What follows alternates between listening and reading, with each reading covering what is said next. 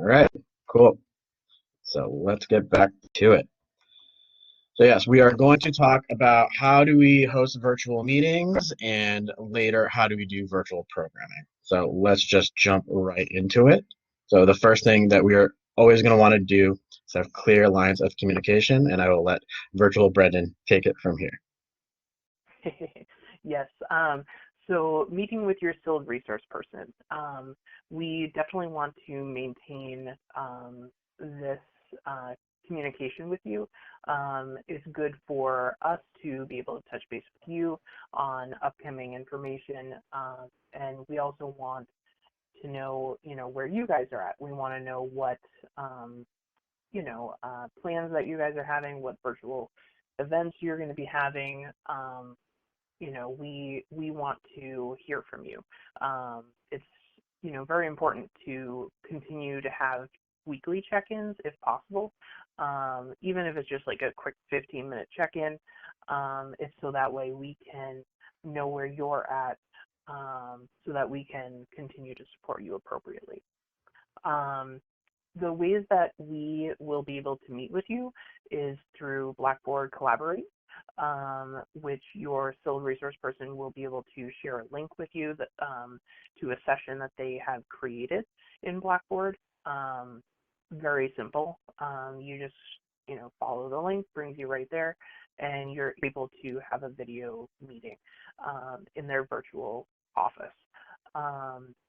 MS Teams, Microsoft Office Teams.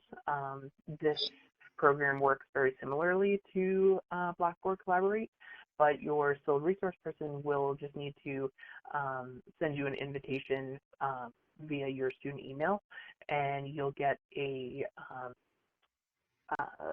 notification to accept an invitation, which once you do that, you'll then be able to see it on your calendar through your email.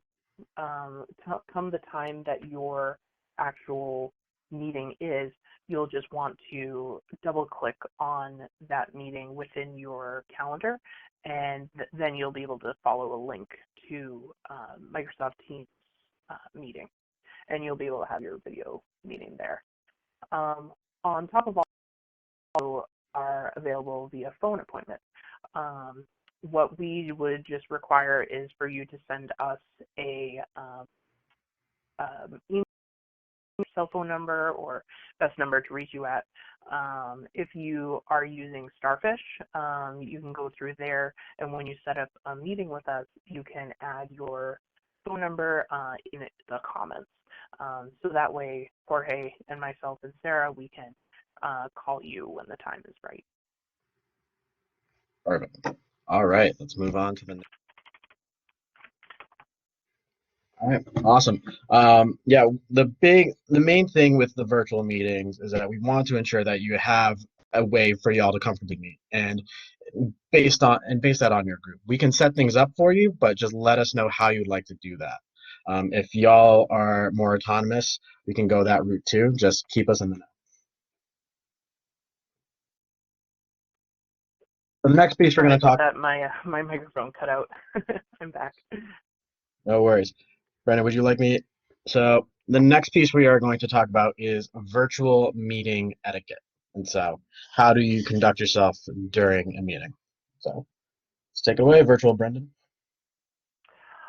So when holding a virtual meeting or joining one, there are some important things to remember. Everything's listed here, but, it's pretty much straightforward. You guys are all adults. We want to make sure that you're not using your cell phone when you're in a virtual meeting, unless using it for a specific reason pertaining to that meeting. We also, think that it would not be good for you guys to have some foul language.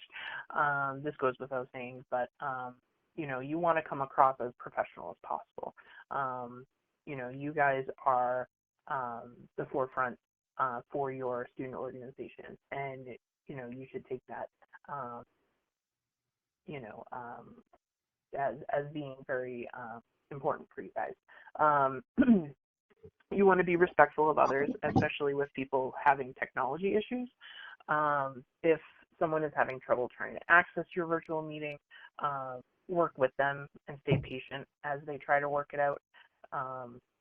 People like me who live in the woods and has really bad reception, it might take a little bit for them to get into the actual meeting.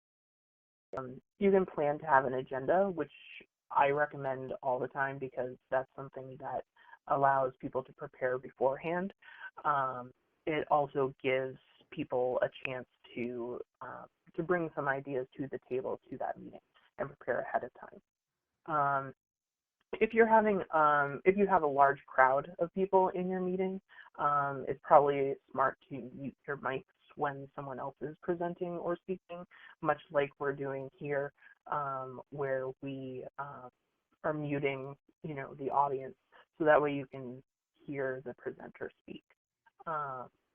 And also don't forget that you guys are on camera. So if there's something going on in the background, you want to make sure to mute your screen, so that way that doesn't disrupt what's going on. This goes for both your student organization meetings as well as your meetings with us as well. And one quick thing I want to add about virtual meeting etiquette, those who are leading the meetings, you're going to be extra mindful of individuals who might get lost in a group discussion, because it becomes a lot easier to fall back in the noise in a virtual meeting because you're not as present. So as leaders and people who are going to host these meetings, be mindful of that. Exactly. Okay, on to the next one. All right, e-board meetings versus general meeting. Yep, so e-board versus general, you guys know the difference, but essentially we want to make sure that you guys are meeting probably weekly, at least the e-board. It's important for the e-board to continue to have meetings, especially during this crazy time, because we want you guys to still be creating virtual programming and planning. We also want you guys to start getting ahead on elections, which are due April 10th, don't forget. And we also want to ensure that you guys are meeting, so that way when you go to your general meetings, you can present some information to them when needed. For general meetings, it's important to clue them in to what you guys are talking about in your e-board. It's important that they feel that their voice is heard and that everyone feels like they're part of the team, because that's what student organizations are. You guys are a team, and so we definitely want to make sure that everyone feels like they're part of it. All right, perfect. So stick with it. So during these crazy times, it probably feels like, it's easier just to throw in the towel and just start up again in the fall. But we really want to discourage that. We really want you guys to maintain the momentum that you guys have had since September. By continuing to have virtual programming, you're getting your name out there, you're boosting morale with our student body, and you're also, still planning things and getting people involved. It's really important to maintain that, because if that starts to drop, we could see a decrease in the fall of membership and involvement, which nobody wants. In order to maintain the momentum, and stay afloat for the fall, continue to think about different virtual events that you guys can do, work with your field resource person. We can help you kind of brainstorm some ideas, and we can continue to make sure that you guys have strong membership in the fall. Awesome, perfect. So moving on to my piece. And so we've been throwing terms at you, like you can meet on Blackboard, you can meet via Zoom, you can meet on Microsoft Teams, and I don't want to assume like people's exposure or experience with either of these. So we're gonna kind of briefly do some walkthroughs. For Blackboard, as you can see, the way you got invited is like you clicked on the link and you're able to sign in. This is how basically me and Brendan and some others in SILD will meet with clubs and orgs after you've communicated when you would like to do that. Some things to keep in mind is that you don't necessarily have to use the video feature. Say if a member does not have access to a laptop, there is an option where we can send them a phone number to dial in. And so that is something I want to make sure y'all know as leaders out there, to watch out for your members and offer that option if you're trying to schedule a meeting with your SILD resource person. Other things that you'll notice toward the middle bottom of the screen in your Blackboard session is that you have the option you would normally have the option to either unmute your screen, unmute your mic so you can actually, so that you could talk with each other and see each other. And then the other piece is the ability to lower or raise your hand. So say if you didn't want to just blurt out something, that is a great feature as well to utilize in those meetings if it's a large group. But yeah, that's a little bit of Blackboard in a nutshell. We'll mostly use this more for SILD resource meetings or advisory type styles, not typically used for events. So that's why I want to go a little more brief on that. So that being said, let's move on to Zoom. Zoom, pretty similar. You would a link that is created by a SILD resource person. Yeah. And again, my apologies.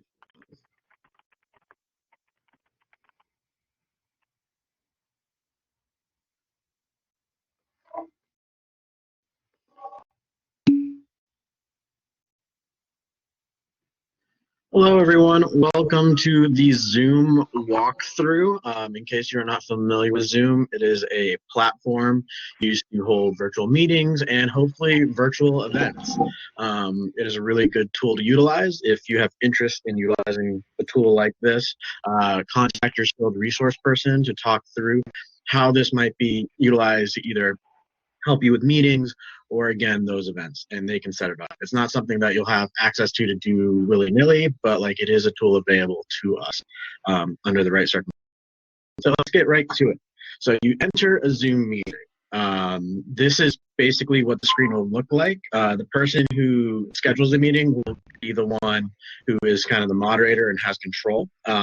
They are able to set a additional moderator who can mute other people, can put in meeting notes, things like that. If you have a person that you would want in mind for that, please let us know and we can add them when we create the meeting. But let's get to it. This is what you see when you are in a meeting. Unfortunately, when I share my screen, it doesn't let you see this, so that's why it's a screenshot. And so let me see if I can get this a little bigger. There we go. So you're seeing this. Here are the different features. You'll have a mic and you'll have your camera. Very clear and intuitive. If there's a cross there, that means it's muted.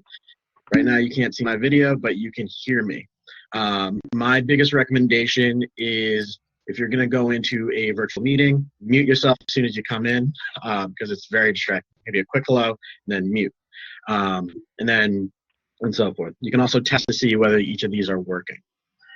If you need to invite other people, might see this, you can do that as well. Manage participants if you want to see people. There should be a thing right here for share. So if you need to share a screen in a meeting, you can do that as well. That's what I'm doing currently. And you can set it up where it shares exactly what's on your screen or if it's in a certain window. Useful tool for Zoom is the chat feature. And so if you don't want to completely vocalize stuff or there's just too many call to be jumping in, this could be a great way for, say, a moderator to say, hey, if you have questions, go into the chat. You can put it here. You can either send a chat directly to a person and basically you at them and there'll be an option, or you can send it to the group. Regardless, feature for when you don't want 50 people jumping in at the same time. Other things that we can do with Zoom is like when you share screen is that you can record it as well. So if you want your meeting recorded, let us know and we'll set that up for you. And yeah, that's basically Zoom in a nutshell. You being in here, you saw the first step of how the invite looks. We can set it up where individuals need a password to get in, and also we can set up a waiting room feature where people have to be let in by the moderator, which could be incredibly helpful for avoiding these dreaded things called Zoom crashers, who unfortunately some people are bad, but are crashing Zoom meetings and disrupting said meetings. So we'll most likely try to implement some type of feature like that. If you have any questions, please let us know in the chat, or feel free to email your SILD resource person.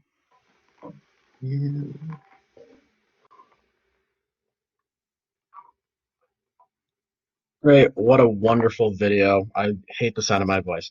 But anyway, to get back to it, I cannot stress enough, you're gonna want security features on your Zoom calls, because there have been a lot of cases of these Zoom crashers crashing virtual meetings or events and really disrupting them and spewing harmful content. So please don't go a solo or rogue and just set up a random Zoom without the right security measures. We can handle that. We can make sure that you are secure and that you're not going to have these unnecessary disruptions.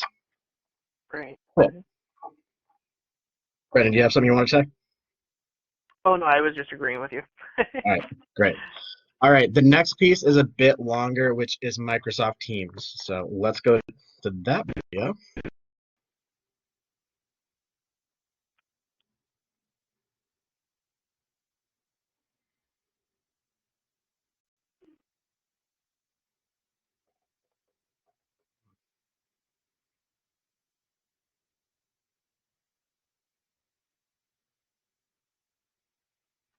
Hello, everyone. Welcome to a Microsoft Teams walkthrough. This is Jorge Gonzalez, the Assistant Director over in SILD. And so basically what I'm going to do with you is go through all the different features of Microsoft Teams.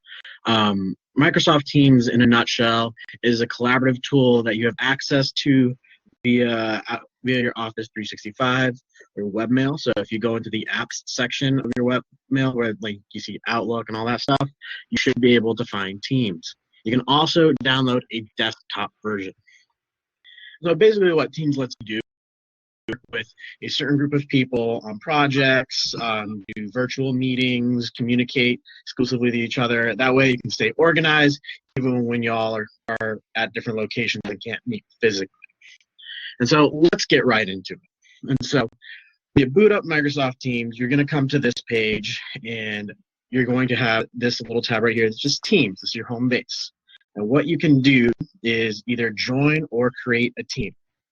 So you can join a team that's already existing, or you can create them. These are all the teams that I'm a part of. So if I wanted to hop into a team, I could. But let's show you what happens when you create a team. Create a team. Create one just like this. I recommend using this one. The other categories have different features, so I really wouldn't bother with those. Those features aren't really as helpful, and it doesn't have the features you need as a club. So we'll just call it testing.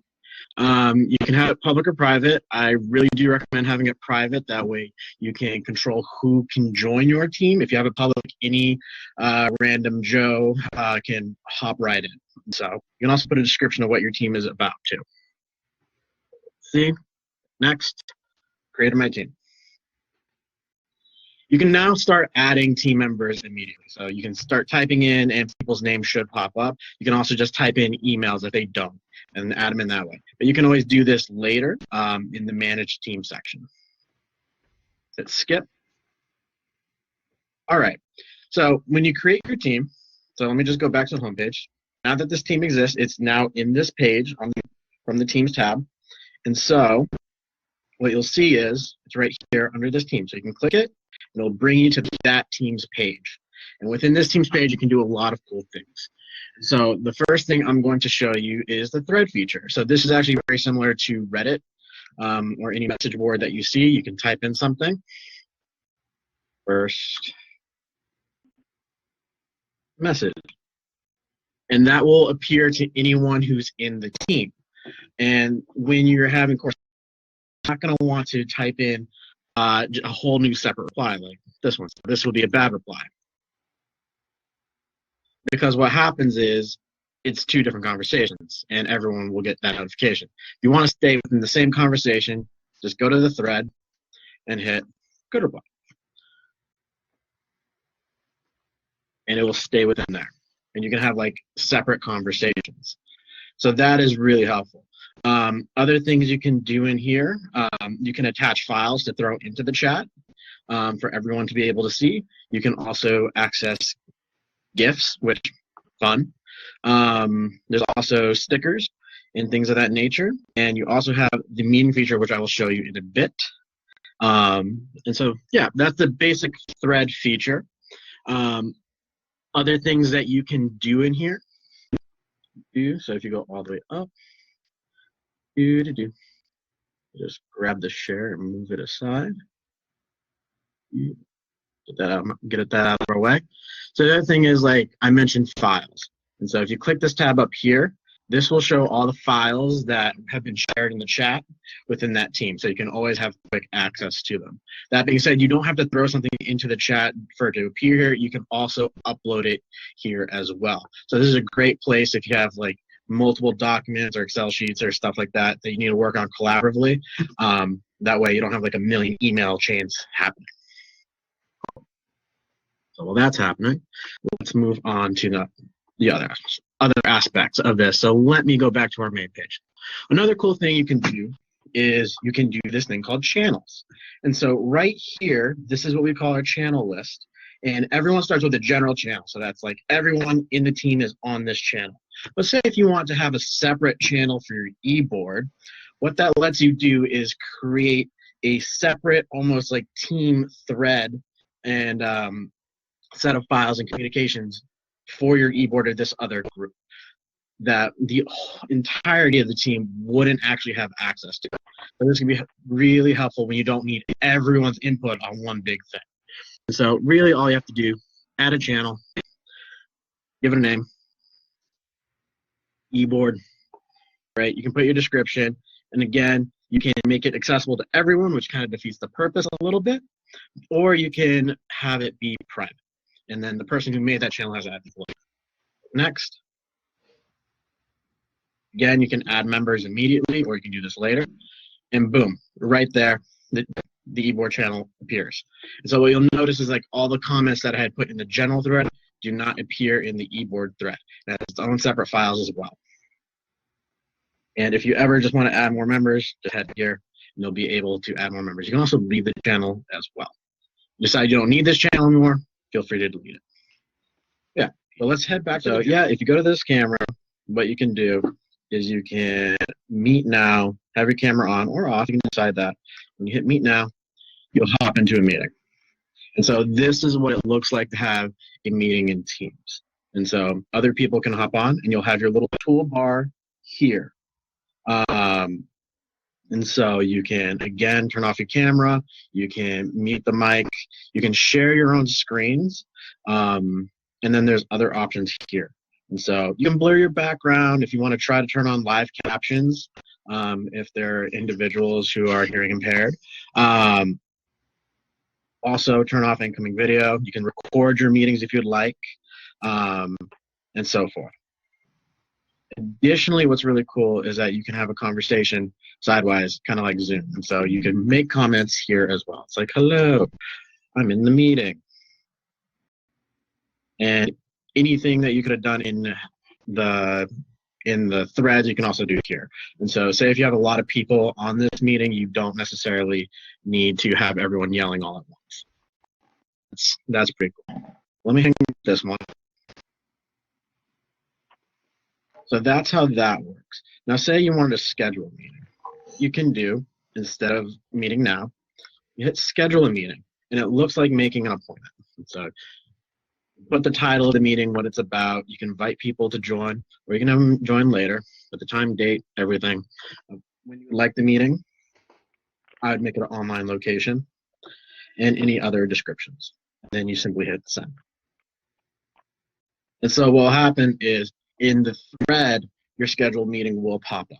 And anyone who needs to hop on that meeting can then click on the meeting and hit join. And again, you'll join the meeting and as it was before. So again, great tool. Other places that you can see where that meeting might be scheduled is if you go over to this tab, is your calendar. And so it's listed right here on my calendar because I'm part of that team. And I can also join it from here as well. So that's basically the helpful features of Team in a nutshell. This could be a great tool during this time, but also after when we're back on campus. Sometimes it's hard to get everyone into a room regardless. If you have any questions about Teams or need help like setting one up, please contact your SILD resource person. Also, if you want to have your SILD resource person on the team, you can talk to them about that, their comfortability with that.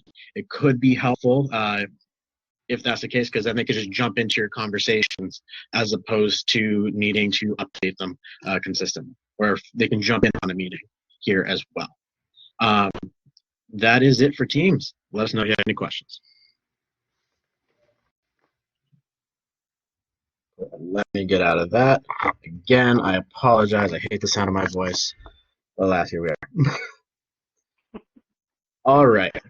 So before I go there, just last thing with Teams is that will be more of like a autonomous tool for the groups to be able to utilize. So I know me as a resource person, I wouldn't be the one controlling it necessarily. We're open to assisting with walkthroughs or like troubleshooting stuff. But yeah, that is so y'all can have meetings with your e-boards, also so y'all can have virtual meetings with your general boards as well and continue club business. But yeah, so let's move on to the second half of this, virtual programming. And so one thing we want to stress is that just because the situation we're at doesn't mean that we can't continue to engage with the community according to our org missions and so forth. So let me just start this. I want to be real human about this.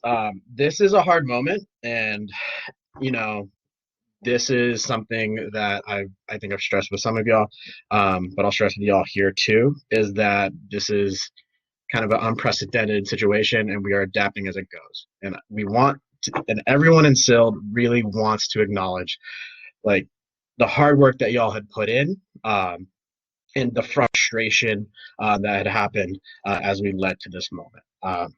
I know personally speaking, I got into higher ed to help students put on events or put in the work and then see the fruits of their labor. And this has been a challenge. And so we want to acknowledge that. Additionally, though, we can't stay there. And so while we acknowledge that, and I will always be the ear of empathy, and if you ever need an event, please feel free to come to me or others in SILD. How do we move forward from this moment? And so what I would really stress is that y'all as student leaders and just human beings, we have to recenter around a purpose and value of why we originally became involved, or the purpose and value of our organization, and really hone in there. Something that I really want us to stress is that the events were a byproduct of y'all's involvement and y'all's leadership. Y'all weren't the byproduct of your events. And so really hone in on that you were the contributing factor. And so I think that is a great way to recenter and find that motivation to come back. I also really want y'all to understand the impact the involved community has for the health of your community. And so I'm going to get a little nerdy here, but it's been shown that communities where people feel involved or have a sense of belonging, those individuals, whether subconscious or not, are more likely to succeed in their academic career, and they're more likely to be retained and be successful. So I really want you to leave knowing that your contributions, even virtually engaging, is having that effect on the community at large. And so if you need more of a purpose for that, please use that as well. Additionally, I also want to add, let us lean on each other during these hard times, and especially reach out to your SILD resource persons when you're ready.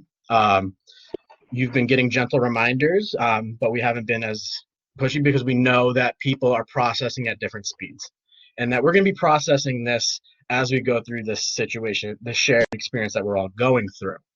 And so I would encourage all the student leaders and within your groups to be honest with yourselves about the capacity of what you contribute. And if you feel like you're hitting the capacity, let people know so they can help you out, and so forth. And then the last piece on this page is I think we need to move from changing our understanding of what an event is. Before we looked at an event as a duration of time where we engage with each other in a person to person in the space. And we can't do that anymore. And I get that's tough. And believe me, I love that version of event. But now we got to move toward what can we do as an event in this new reality. And so we need to look at an event more as an intentional engagement with our community that might not have strict boundaries around time or place. How is that when we look at an event, we need to look at is that intentional engagement of making connections with each other and holding this community together. Let's move right along. So let's actually talk about putting on events instead of my sappy stuff. So you have an idea for a virtual event. So now what? So one of the big things that we're going to need to do in our new current situation, with a lot of us being remote, especially us in SILD, you're going to want to talk to your SILD resource person with the ideas that you have. Schedule a meeting, reach out to them. We are waiting, so we are ready to go. And we can assist in troubleshootings of ideas, setting up virtual spaces like Zoom, going through Microsoft Teams and so forth, and discuss possibilities around purchase, the ability to make purchases. We still have that ability, but you're going to have to talk through with us what is actually possible and feasible currently in this time. Conversations that you're going to want to have with your SILD resource persons, say, would be like if you wanted to get prizes or if you want to get swag or things of that nature.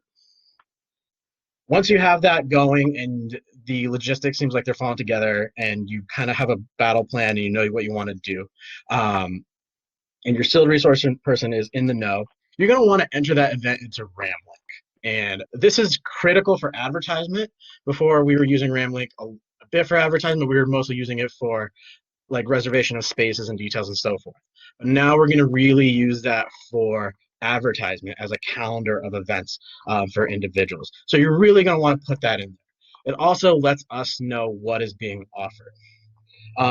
Things to know for Ramlink is that you can now list the location as online, and it actually has a special field for online locations. And in there is another field where you can have detailed instructions on how to enter the event.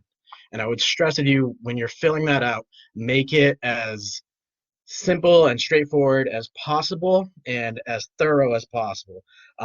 My saying is like, when you explain something to me, explain it to me like I'm 3. And so that's what you're going to want to do there. Yeah, make no assumptions. So, but I cannot stress enough, you're really going to want to utilize Ramlink for that features. And additionally, the importance of letting SILD and us be in the know about what's going on is that we can then advocate on behalf of clubs and orgs of like, this is what is being provided to the community. And so it's kind of a meeting us halfway in that regard. And then lastly, marketing.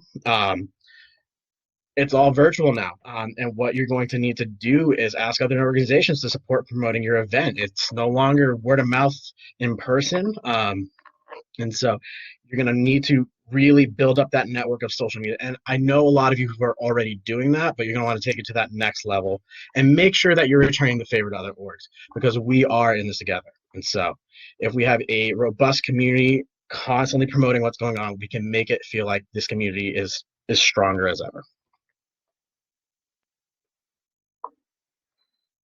But let's go to the virtual toolbox. What are some tools that you have to actually put on virtual events?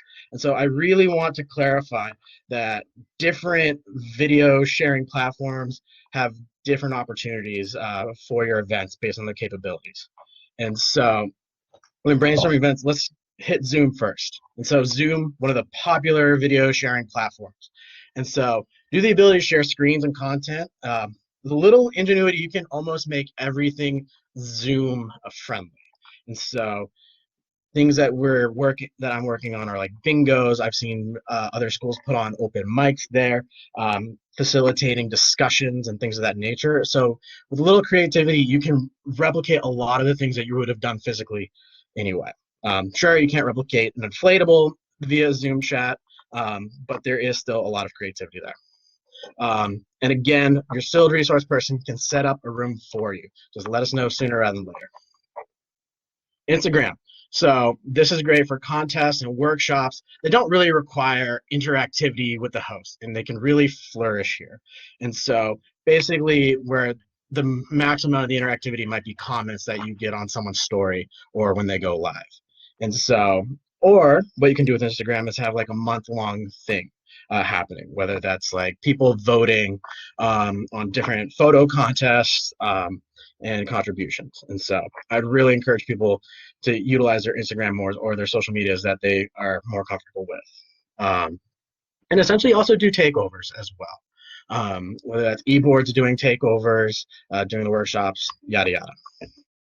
Lastly, I know I'm going to sound like an old man for saying this. Start using TikTok. Everyone's on it. I'm on it. We're all on it. It's okay to admit it.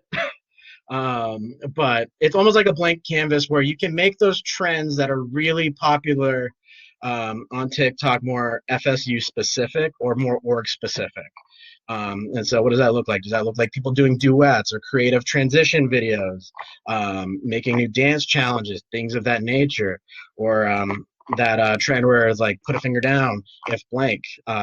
It's almost a blank canvas of what you can do here and is still a way to engage the community, make everyone feel together. And then lastly, again, I'm going to keep hitting this over and over. Ramlink, use it as an advertisement, and it demonstrates the contribution to the community. Cool.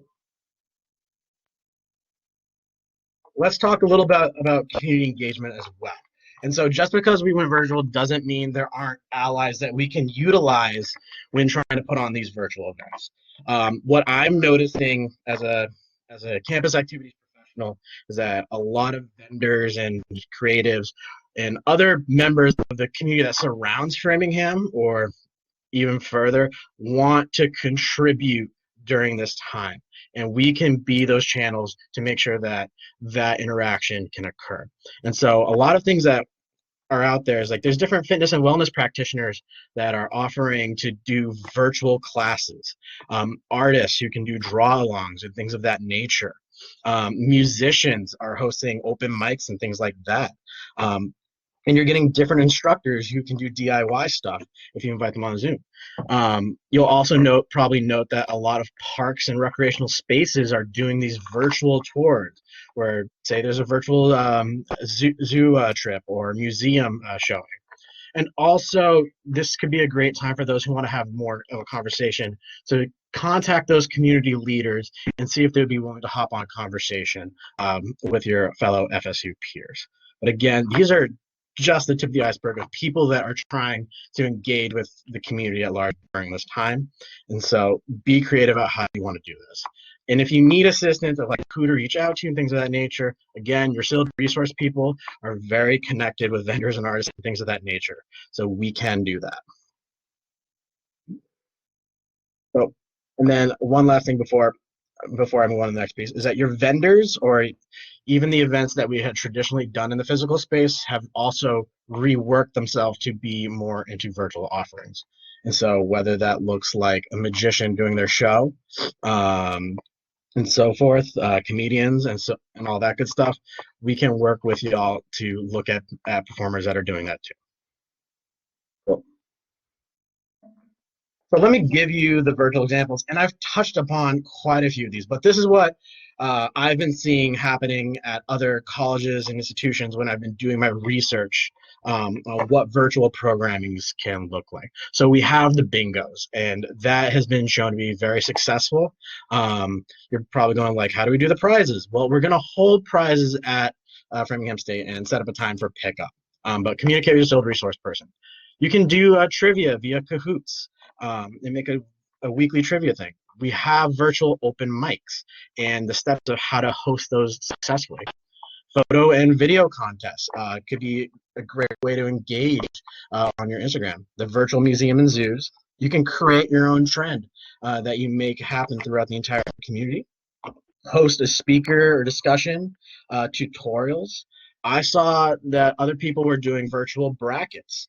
And so each week people were able to vote on an Instagram poll that contributed to a starch madness bracket, which is literally a potato bracket.